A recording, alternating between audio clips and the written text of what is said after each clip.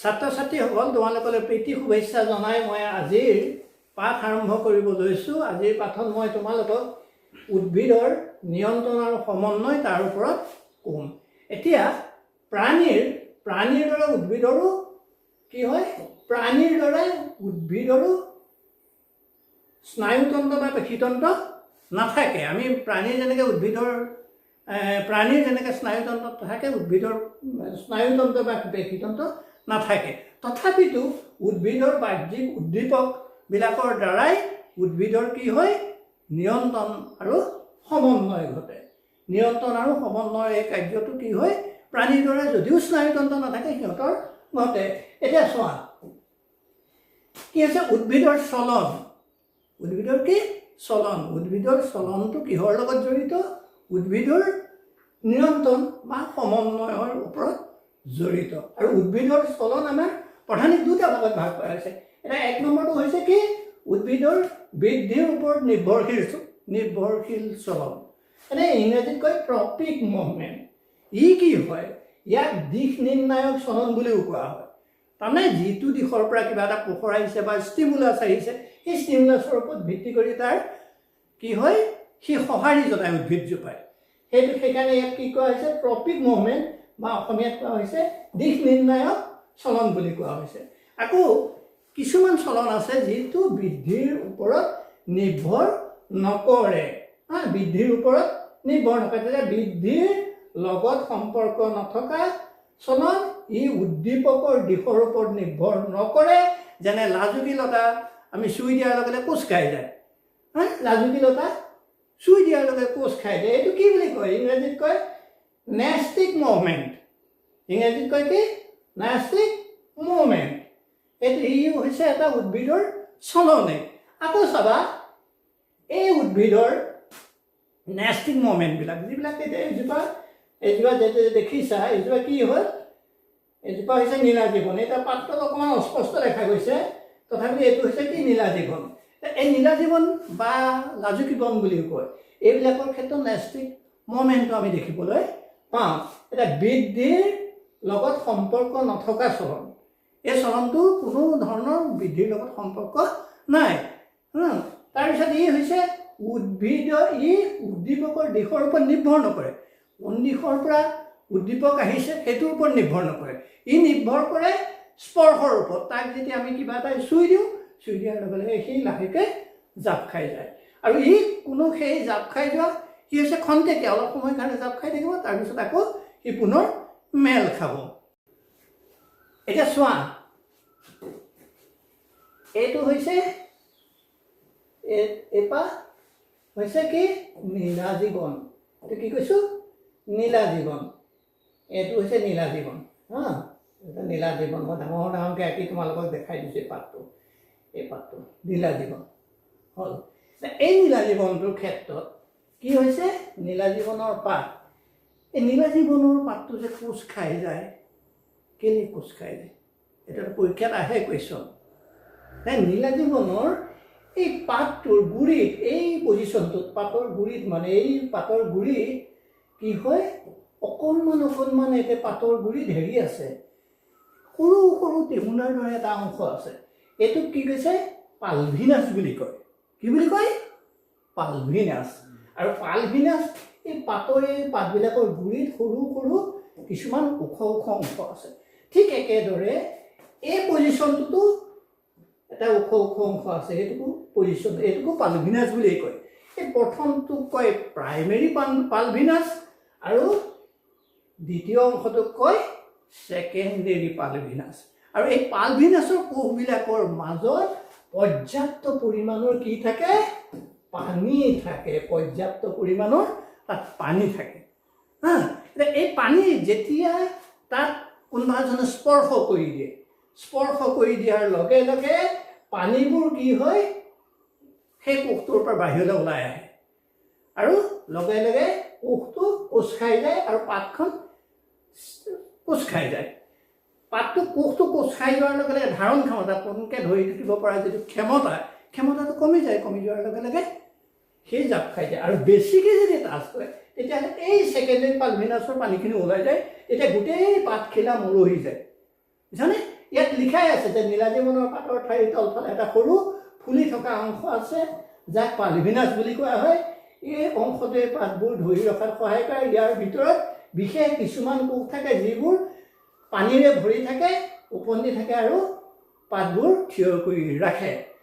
যেতিয়া পানীৰ চাপ কি হয়, যেতিয়া আমি পাতখিলা স্পৰ্শ কৰোঁ তেতিয়া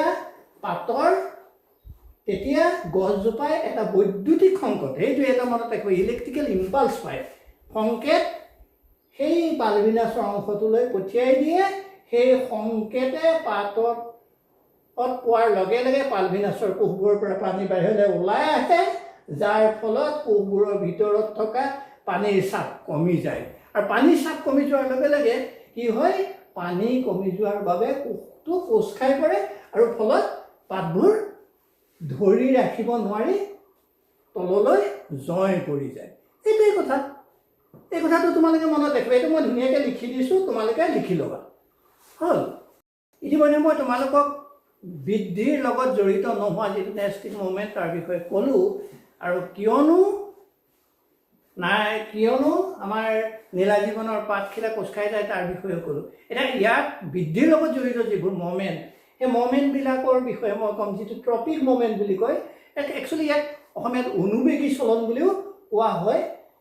ইয়াক কি বুলি কোৱা হয়, অনুবেগী চলন। এতিয়া উদ্ভিদৰ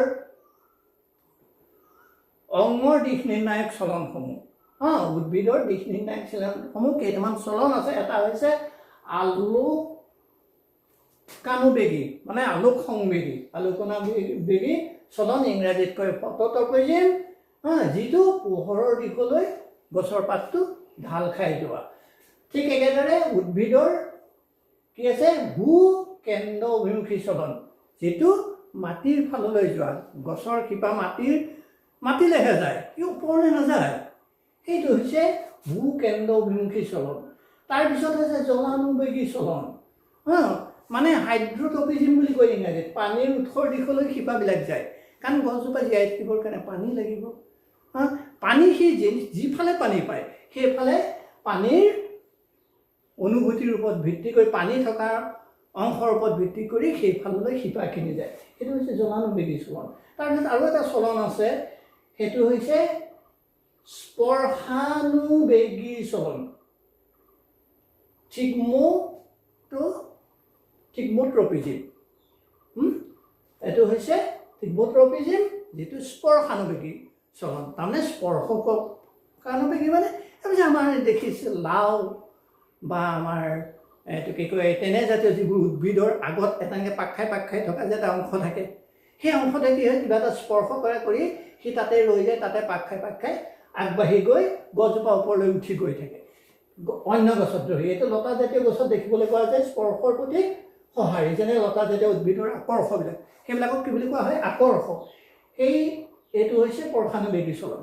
তাৰপিছত আৰু এটা চলন আছে ৰাসায়নিক অনুবেগী চলন, এইটো কি বুলি কয়, কেমোট্ৰপিজম বুলি ইংৰাজীত কোৱা হয়, ৰাসায়নিক অনুবেগী চলন। এতিয়া এই যে ছবিটো এইটো দেখিছা, এইটো আমি ধৰি লোৱা সূৰ্য বাহিৰৰ পৰা পোহৰ পাইছে, এই গছজোপা দেখিছানে কেনে কোনফালে বেকা হৈ আহিছে, যিফালে পোহৰ আহিছে সেইফালে আহিছে, সেইটোকে কোৱা হৈছে কি আছিলে, অনুবেগী চলন। অনুবেগী চলনৰ কোনটো কৈছোঁ, আলোকনাবেগী চলন।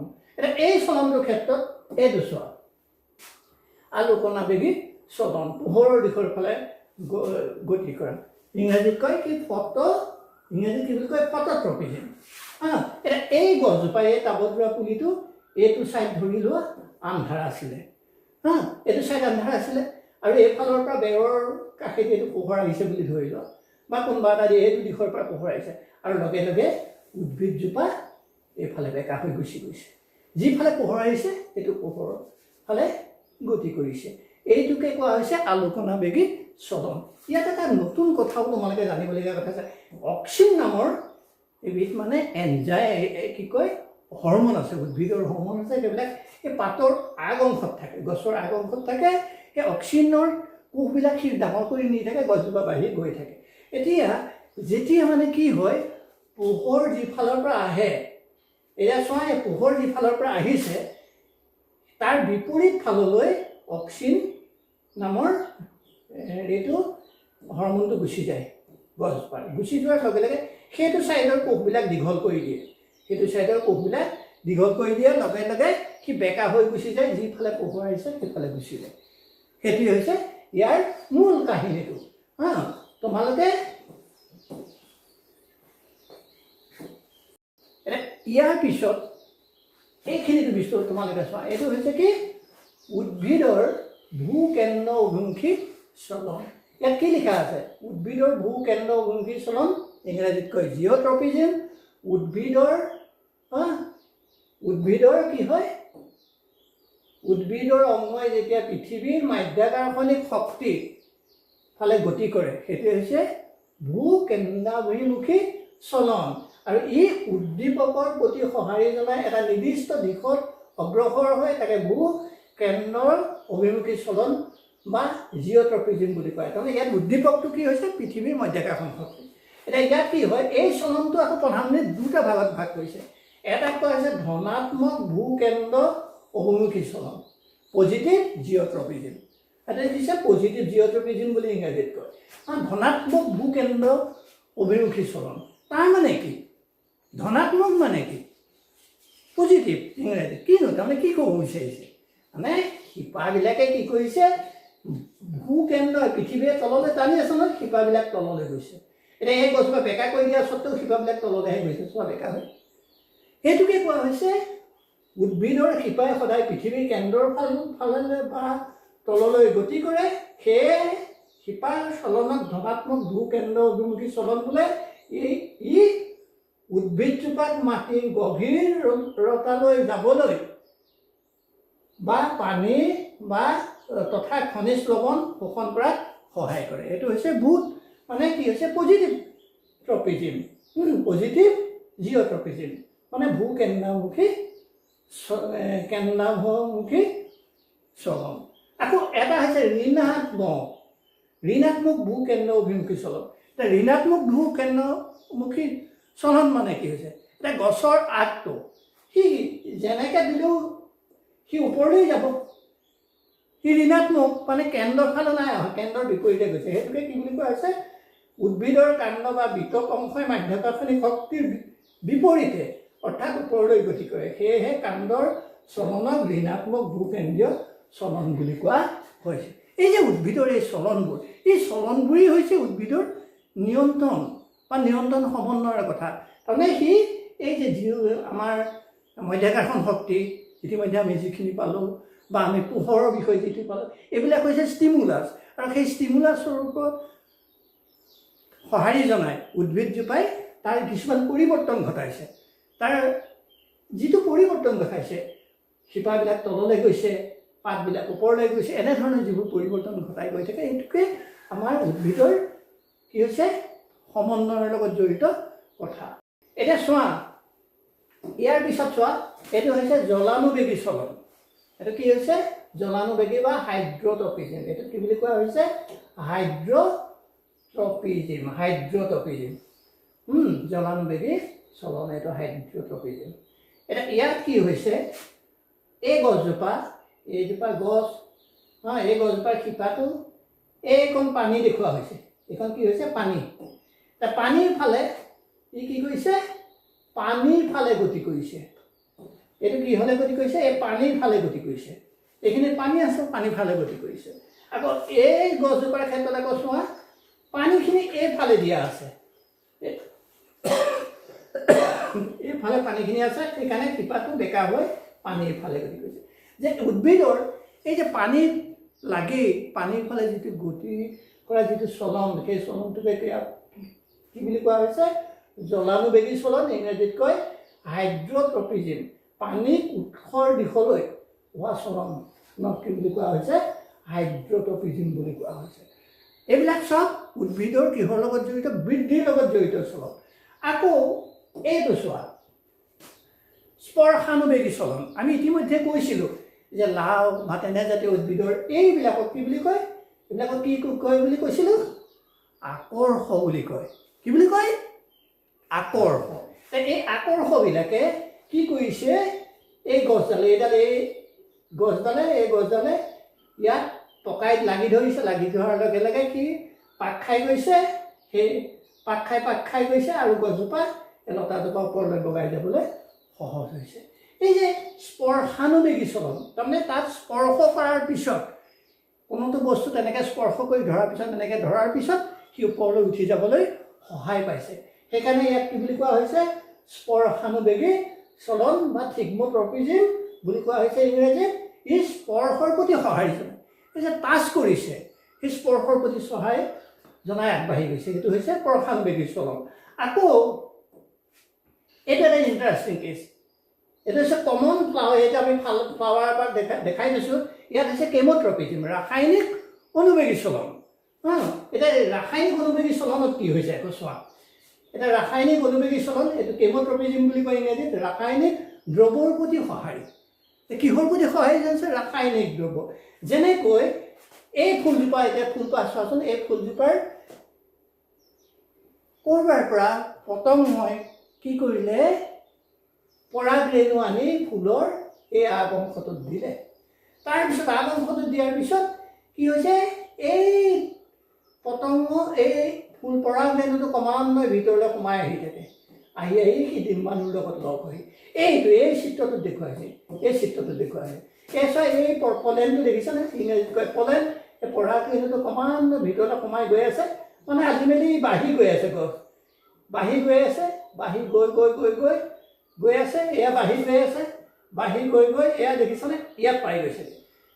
এই যে দিৱকৰ ফালে আগবাঢ়ি যোৱা, এটা দিৱকৰ যিটো ৰাসায়নিক পদাৰ্থ, সেই ৰাসায়নিক পদাৰ্থৰ ফালে আগবাঢ়ি গৈ থকা যিটো প্ৰক্ৰিয়া, ডিম্বকত থকা যিখিনি ৰাসায়নিক পদাৰ্থ বা ডিম্বাণুৰ ফালে আগবাঢ়ি যোৱা যিটো প্ৰক্ৰিয়া, সেই প্ৰক্ৰিয়াটোৱে কি বুলি কোৱা হৈছে?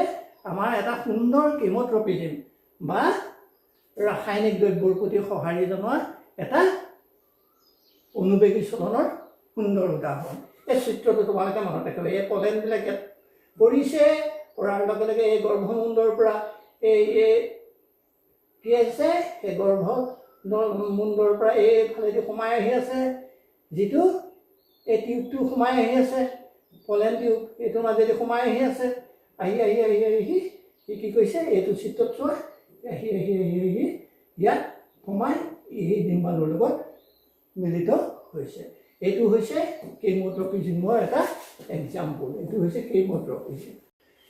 এতিয়া তোমালোকে চোৱা, এই চাৰ্টখন চোৱা। এই চাৰ্টখন তোমালোকৰ বহুত দৰকাৰী, পৰীক্ষাৰ কাৰণে তোমালোক প্ৰস্তুত হ'বলগীয়া এখন চাৰ্ট বুলিয়েই মই কৈছোঁ। এতিয়া উদ্ভিদৰ প্ৰধান হৰম'নকেইটা কি কি?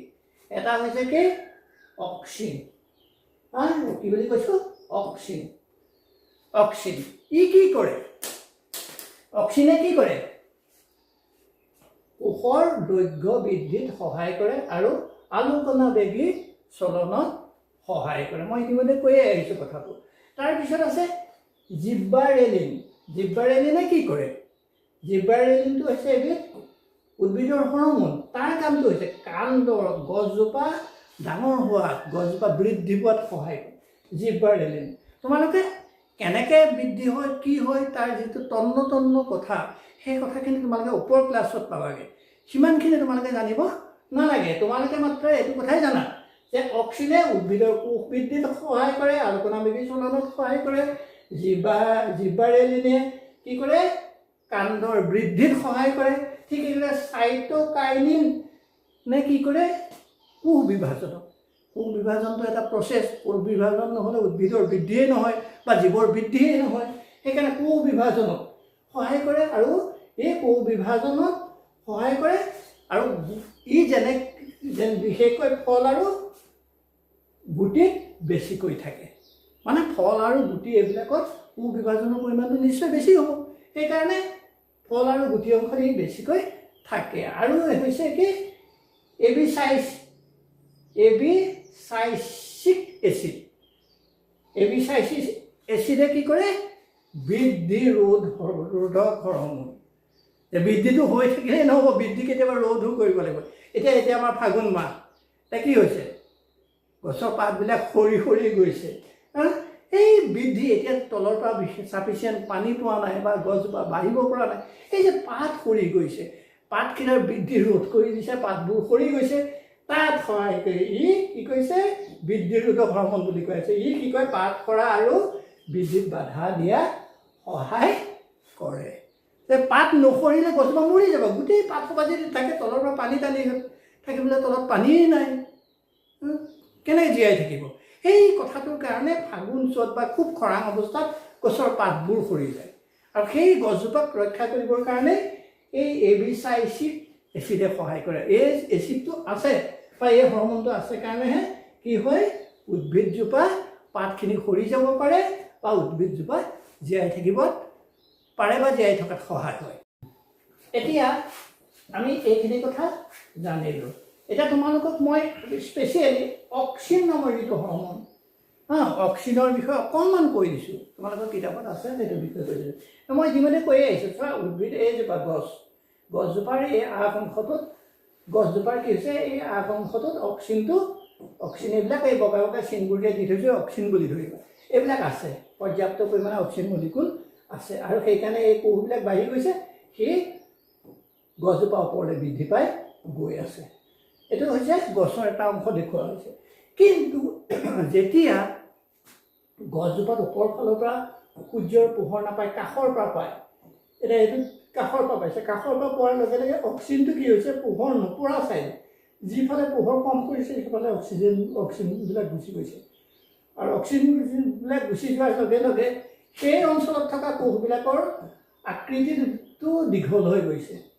আকৃতিটো দীঘল হৈছে, এইফালে দীঘল হৈ গৈছে, এইফালে কিন্তু দীঘল হোৱা নাই। ফলত গছজোপা বেকা হৈ গৈছে, যিফালে পোহৰ আছে সেইফালে গছজোপা বেকা হৈ গুচি গৈছে। এই প্ৰক্ৰিয়াৰে অক্সিজেনে কি কৰে উদ্ভিদজোপা পোহৰৰ ফালে গতি কৰাত সহায় কৰে। যেতিয়া উদ্ভিদৰ এফালে পোহৰ পৰে, অক্সিজেন হৰমনটো ছাঁ থকা অংশলৈ, মানে এইফাললৈ ছাঁ থকা অংশলৈ আহে। ইয়াৰ ফলত ছাঁ থকা অংশত কোষবোৰ বেছিকৈ দীঘল হয় আৰু কাণ্ডটো পোহৰৰ ফালে বেকা হৈ যায়। এইখিনি কথা আমি তোমালোকে জানিব লাগিব। এইখিনি অক্সিজেনৰ বিষয়ে তোমালোকৰ কিতাপত অকণমান আছে। আৰু অন্যান্য যিকেইটা হৰমনৰ বিষয়ে ক'লোঁ সেইকেইটাৰ বিষয়ে অলপ অলপ জানিলেই হ'ব। ইমান ডিটেইলছ জানিব, গছৰ পাত সৰে যিটো হৰমনৰ কথা ইতিমধ্যে কৈছিলোঁ, কি হৰমনৰ নামটো কৈছিলোঁ এবিচাইচিক এচিড, সেই হৰমনটো বিষয়ে কৈছোঁ। কেনেকৈ কৰে, কি হয়, তাৰ টেকনিকেল কথাখিনি কি, সেইখিনি তোমালোকক নাজানিলেও কোনো দিগদাৰ নাই। এতিয়া আমি ইমানখিনিৰ পৰা আমিনো কি শিকিলোঁ, মূল কথা কি শিকিলোঁ চোৱা। সদায় মনত ৰাখিবা, আমাৰ সাৰাংশৰ মূল কথাটো হৈছে যে উদ্ভিদৰ কোনো স্নায়ুতন্ত্ৰ নাই। মই প্ৰথমতেই কৈছোঁ উদ্ভিদৰ কোনো স্নায়ুতন্ত্ৰ নাই, কিন্তু হৰমনৰ দ্বাৰা সুন্দৰকৈ সমন্বয় ৰক্ষা কৰে। এতিয়া উদ্ভিদৰ সমন্বয় ৰক্ষা হ'বৰ কাৰণে, কোঅৰ্ডিনেশ্যন হ'বৰ কাৰণে হৰমনবিলাকে বহুখিনি সহায় কৰে। এই যে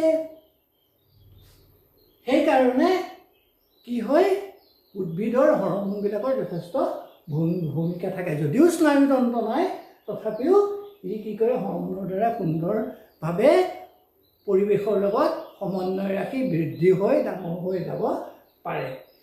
পৰিৱেশৰ পৰিৱৰ্তনৰ লগত খাপ খাবলৈ উদ্ভিদে বিভিন্ন ধৰণৰ চলন দেখুৱায়। সেইখিনি ইতিমধ্যে মই কৈছোঁ। এই যিমানখিনি কথা মই তোমালোকক ক'লোঁ, কোৱা কথাখিনি তোমালোকে কিতাপৰ লগত সংগতি ৰাখি ভালদৰে পাঠটো চাবা, চালেই সহজে বুজিবা। আজিলৈ আহোঁ, ধন্যবাদ।